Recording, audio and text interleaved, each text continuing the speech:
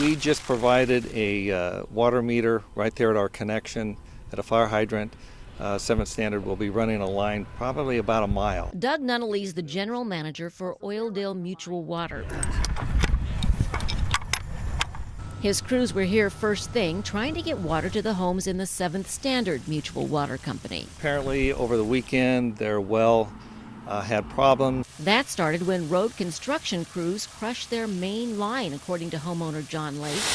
He says that left water running and emptied their tank. It's not clear yet if the pump or the wells were damaged.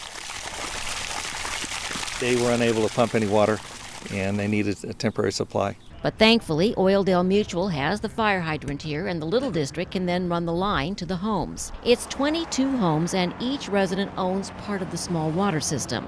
But they are set to join Oildale Mutual. They're waiting on a state grant. And as soon as that's approved, we will be installing a permanent pipeline out there so that they won't have this problem.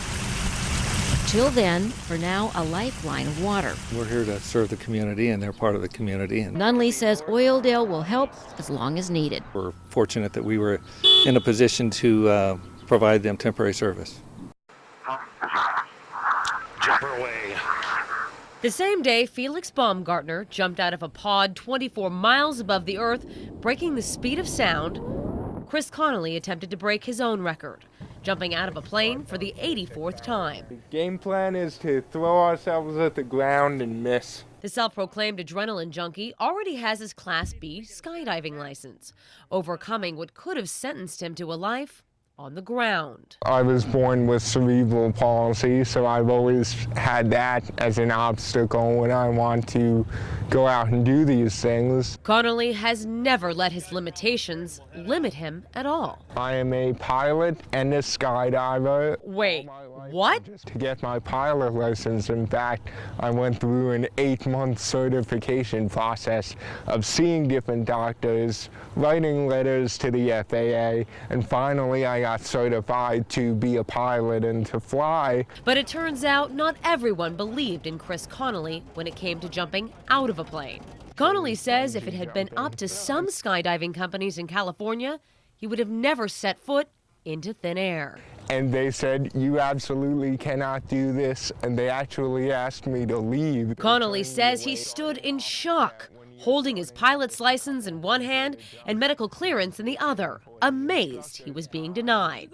And that only made the 20-year-old USC student fight on. More than anything, I remember when I left the skydiving center that day thinking, that's it, now I'm going to do this. He heard the word no a few more times before someone finally gave him a shot. He called us on the phone and he asked me, if he could do it here. I was kind of worried at first. Dave Crouch, owner of Skydive Taft, is no stranger to skydivers of every sort and says his only concern was if Connolly could use his skydiving rig on his own. Reach all his handles, performed everything we needed him to do. He went through the class just fine like everybody else, and my instructors came to me and said, he's good to go, we'll take him. And I said, okay, let's go. And up we went. That was months ago. Now Connolly is practically a pro at doing tandem jumps,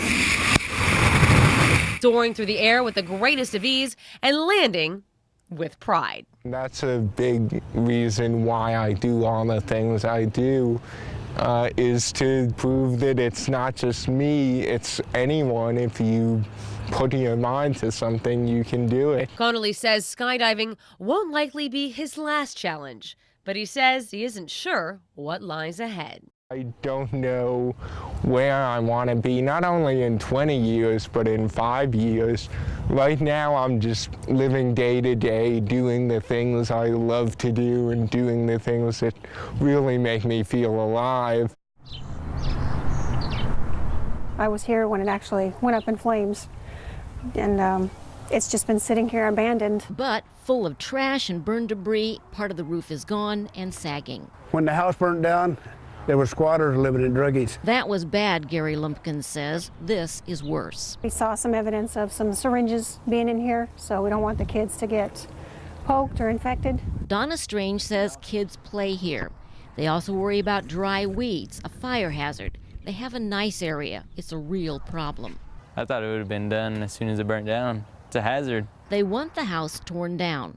We called code enforcement. We called different agencies in the county. County Code Compliance Supervisor Dave Wasserman says they got the complaint in December 2011. An officer went out. He began notifying the legal owners, did a title search. No one responded. Next, county supervisors determined the house a public nuisance. The county accepted a bid to have it demolished. And they keep telling us on their agenda. But when nothing still happened, neighbors complained again to the code officer. And to his credit, he revisited the case, discovered there was a miscommunication about which agency was going to demolish it. I would like to see them come in and clean it up. That's what will happen finally. We'd like to know when they're going to fix it, you know. We hope to have it completed within about 30 days or so. And neighbors will get what they want. Our warrant will request permission to take it down to the ground. It will be scraped clean.